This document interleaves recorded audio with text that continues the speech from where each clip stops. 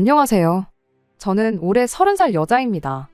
학교 다닐 때 성적은 전교 등수에 들어가는 상위권이었지만 집안 환경이 어려웠던지라 원하던 대학교에 진학하는 걸 포기하고 전문대에 들어갔어요. 2년 짧은 대학 생활하면서 아르바이트도 쉬어본 적이 없었습니다. 제 학비랑 생활비 전부 다 제가 벌어서 했고 졸업하자마자 한 달도 쉬어보지 못하고 곧바로 취직을 했어요. 제 입으로 이런 말 하기는 뭐하지만 제 또래의 그 누구와 비교해도 정말 그 누구보다 더 열심히 살아왔다고 스스로 자부할 수 있습니다. 아르바이트로 돈을 벌긴 했지만 회사에서 주는 월급과 알바비는 액수부터 차이가 나더라고요. 이미 저축하는 습관이 몸에 배어 있었다 보니 취직 3년 차가 되었을 때는 그럴듯한 목돈이 모여 있었습니다. 집안 형편이 어려웠지만 제가 생활비를 보태던가 할 필요는 없었습니다. 저희 부모님이 항상 저한테 미안한 마음을 가지고 계셨고 저한테서는 1,000원 한 장도 도움받을 생각 없다고 딱 못을 박아 두셨거든요.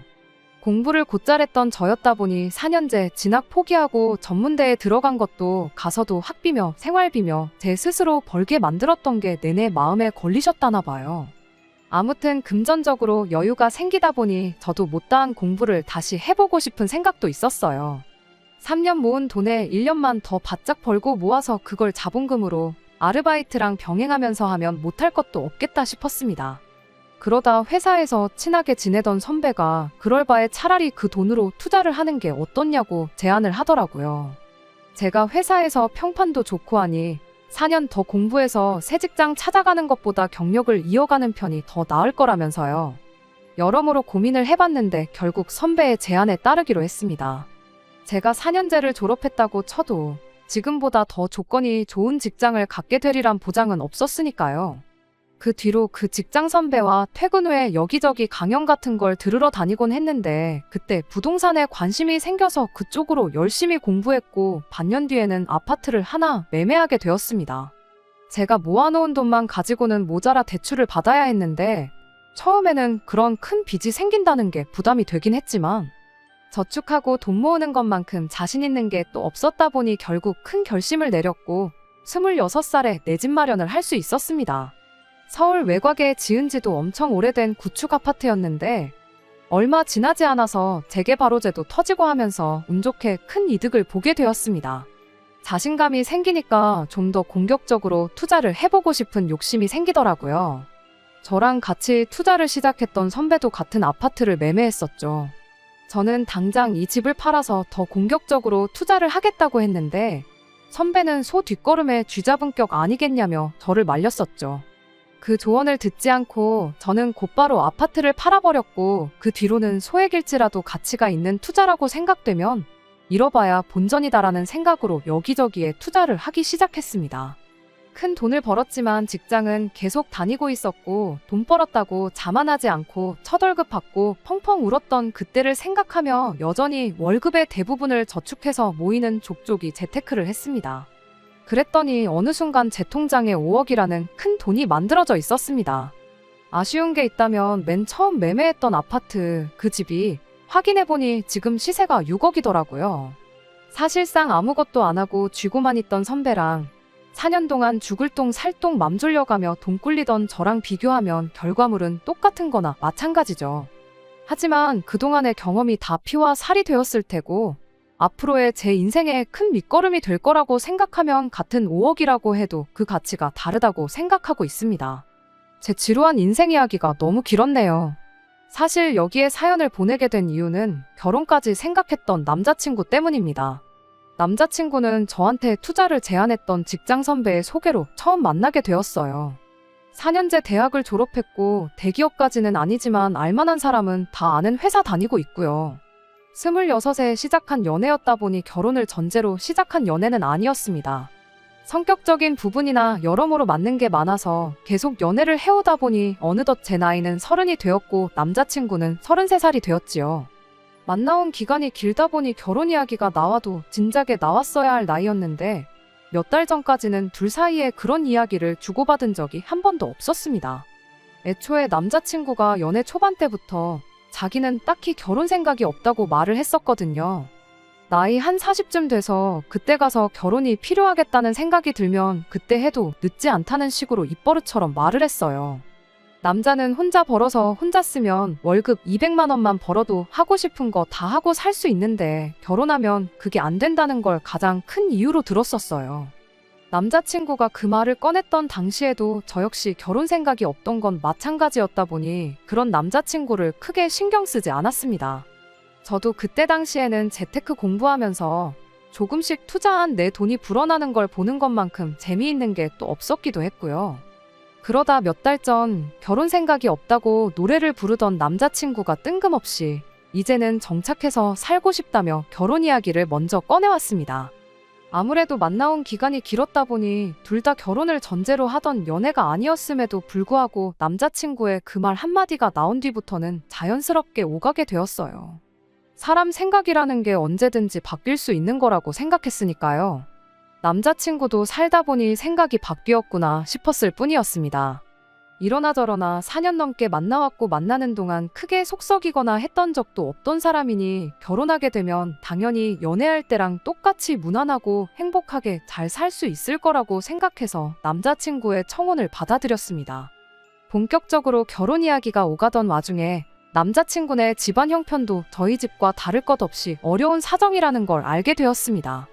남자친구는 홀어머니 밑에서 여동생이랑 같이 살고 있었습니다.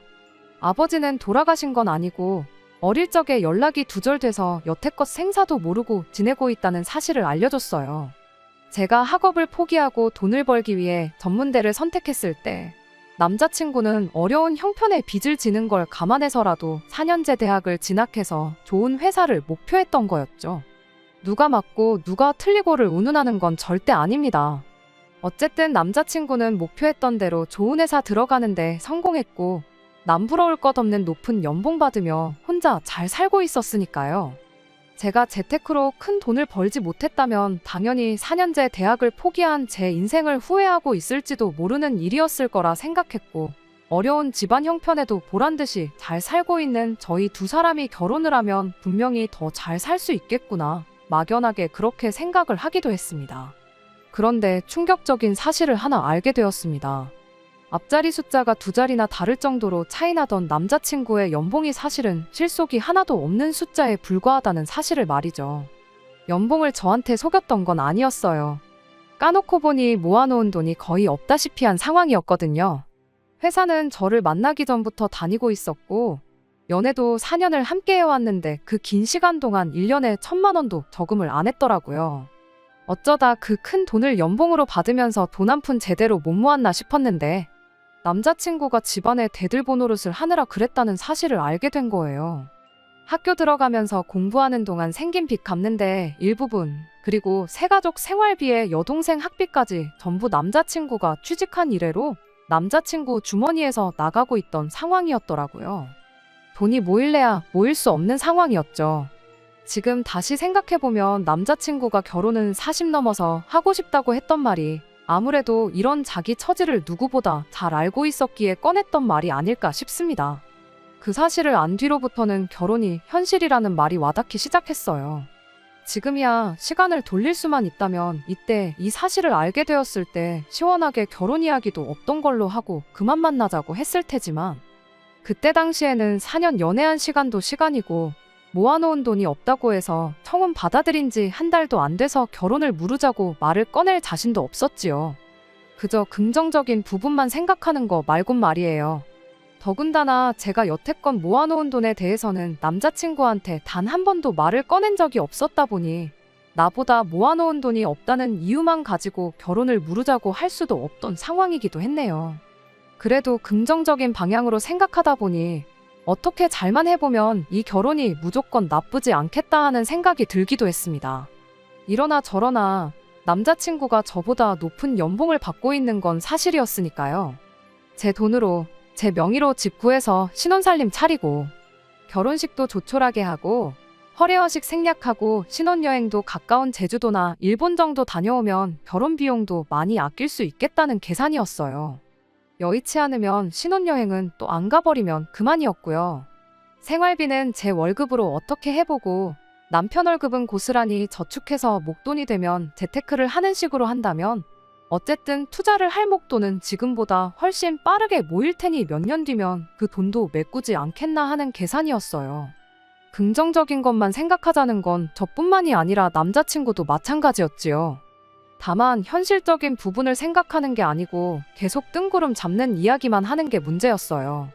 요즘 출산율 때문에 나라가 망한다느니 어쩐다느니 하는 뉴스만 나오는데 아이는 한 셋쯤 낳아야지 나라에 이바지할 수 있는 거 아니냐. 나는 딸만 셋이든 아들만 셋이든 상관없다고. 그냥 하늘이 보내준 천사라고 생각하고 사랑으로 키우자 하는 그런 뜬구름 잡는 이야기 말이죠. 안 그래도 하루하루 지나갈수록 아무리 긍정적인 부분만 보려고 노력하고 있었다고 하지만 이 결혼에 대한 확신이 점점 더 옅어져만 가는데 남자친구는 속도 없이 저런 뜬구름 잡는 소리나 하고 있으니 저도 그 말에는 신경질적으로 나갈 수밖에 없었습니다.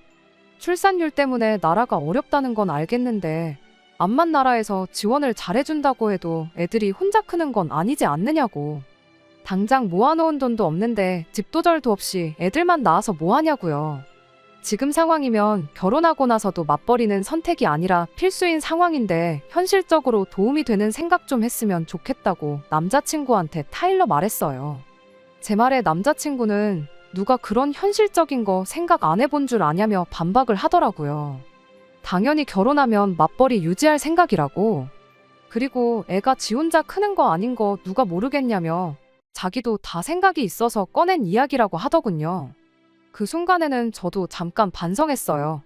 결혼 이야기 오가던 와중에 남자친구가 모아놓은 돈이 하나도 없다는 사실을 알고는 제가 모아놓은 돈이 얼마나 있는지 말을 안 해줬기도 했고, 남자친구는 모아놓은 돈이 부족한 와중에도 저랑 행복한 미래를 그리려고 노력 중인데 남자친구는 모르고 저만 알고 있는 사실을 가지고 혼자 전전긍긍했던 저였으니 말이에요. 그래서 남자친구한테 앞으로 계획이 어떻게 되는지 알고 싶다고 말해달라고 했어요. 그 계획에 따라서 저는 제 돈 5억의 존재를 사실대로 말해주고 더 현실적인 계획을 잘 세워서 앞으로 행복하게 잘 살아보자고 할 계획이었는데, 결론부터 말하자면 남자친구의 장대한 그 계획 덕분에 결혼 뒤집어 엎어버리는 건 물론이고 평생 모르는 사람으로 지내자고 잔인하게 이별 선언하고 뒤돌아 나왔습니다. 남자친구는 집 문제부터 이야기를 꺼냈어요. 결혼하면 일단 지금 자기가 어머니랑 여동생과 같이 살고 있는 집에 신혼살림을 차리자고 하더군요. 일단 거기서 살면서 돈을 모으자고 하는 소리였죠. 남자친구네는 거실 딸린 방 2개짜리 17평 아파트에 방 2개는 각각 어머님이랑 여동생이 쓰고 있는 상황이었어요. 남자친구는 거실에 침대 놓고 파티션 같은 걸로 가벽을 세워서 거실을 방처럼 쓰고 있었다고 합니다. 17평 아파트 거실이 넓어봐야 얼마나 넓겠어요. 제 나름대로 부동산 공부를 열심히 했다 보니 아파트 구조에 대해서도 나름 빠삭한 편이었다 보니 안 봐도 그림이 다 그려지더라고요. 그래서 곧바로 따져 물었어요. 거실에 침대 하나랑 책상 하나 들어가 있는 게 고작 아니냐고. 애초에 17평 아파트에 지금 셋이서 사는 것도 미어 터지지 않냐. 그런데 지금 그 집에 나까지 들어가서 살자는 거냐 한마디 했죠. 그러자 남자친구가 마치 제 입에서 그 말이 나오길 기다렸다는 듯이 곧바로 대답을 하더라고요. 그럼 집을 새로 알아보는 게 어떻겠냐고 하면서 지금 가족들하고 살고 있는 집이 어머니 명의로 되어 있는 전세인데 보증금을 빼면 1억 5천 정도 나온다고. 그러면 그 돈 합쳐서 6억 5천 정도 하는 집을 알아보면 어떻겠냐고 하는 겁니다. 그 정도 돈이면 위치 괜찮은 곳에 전세로 들어갈 수도 있고 아니면 서울 외곽의 구축 아파트 평수 넓은 아파트도 하나 구할 수 있지 않겠냐면서 말이에요. 방이 3개짜리고 4개짜리고 30평 되고 40평 되고 그런 게 중요한 게 아니었어요. 그 말을 듣는 순간 구체적인 액수를 정해놓은 사실을 두고 안 좋은 촉이 오기 시작했습니다. 새로 구해보자는 그 집이 어머님 전세금을 빼면 제가 모아놓은 돈하고 딱 맞아 떨어지는 금액이었으니까요.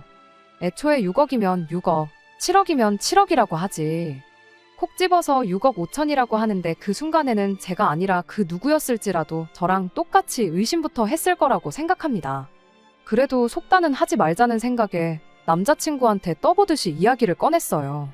그런데 왜 자꾸 가족들하고 같이 살 생각만 하느냐 먼저 물어봤죠.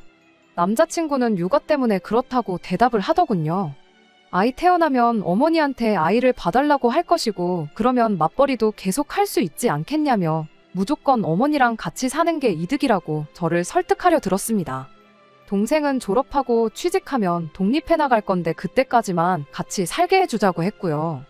그래서 저도 당장 태어나지도 않을 아이를 가지고 그러지 말고 아니면 차라리 단칸방에 월세로 시작해보는 건 어떠냐고 물어봤죠.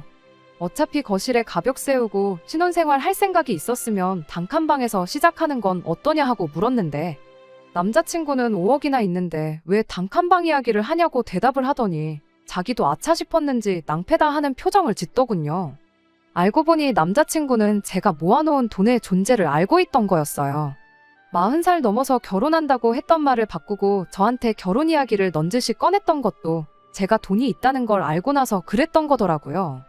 어떻게 알았냐고 물어보니 제 직장 선배한테 들었다고 해요. 그렇다고 해서 자기가 제 돈을 노리고 저랑 결혼하자고 말을 꺼낸 건 아니랍니다.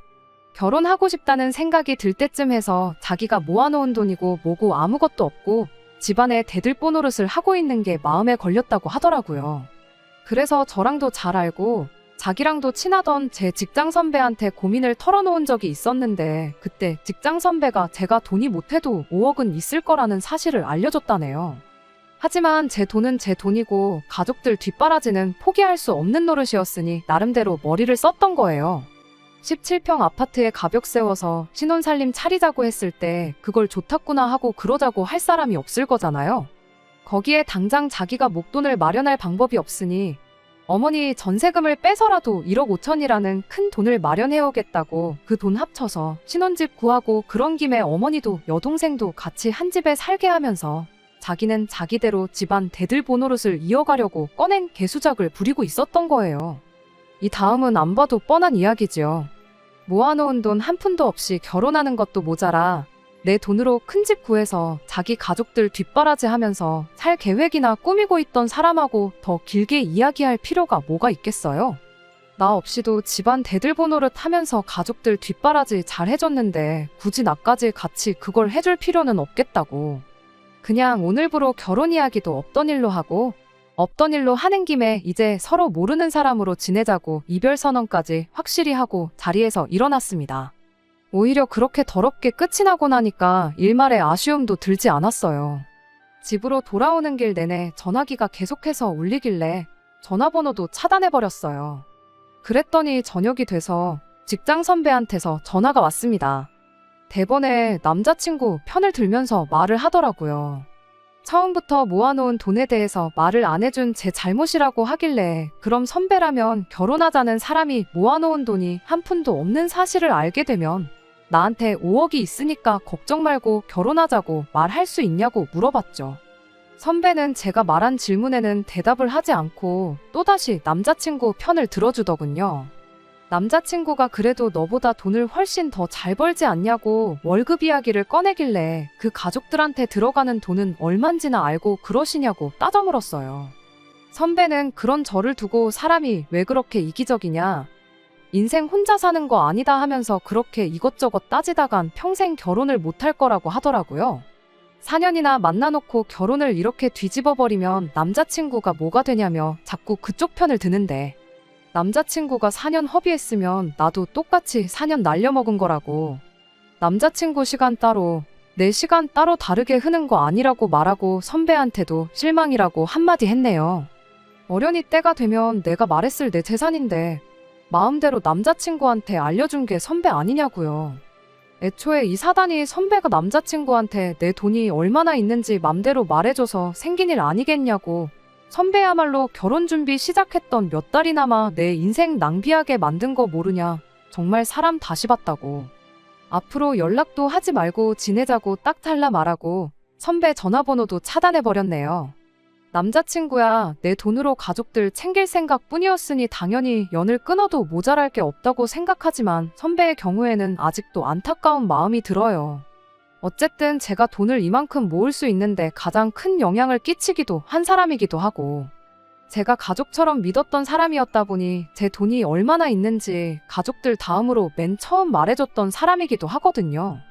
저희 어머니는 제 인생에 더 이상 도움 안 될 사람들 이번 기회로 잘 끊어낸 거라고 하시긴 하는데 사실 아직도 마음이 조금 그렇긴 하네요. 끝까지 들어주셔서 감사합니다. 오늘의 사연은 여기까지입니다. 구독과 좋아요, 알람 설정 부탁드리고 더 좋은 사연으로 다시 찾아뵙겠습니다. 감사합니다.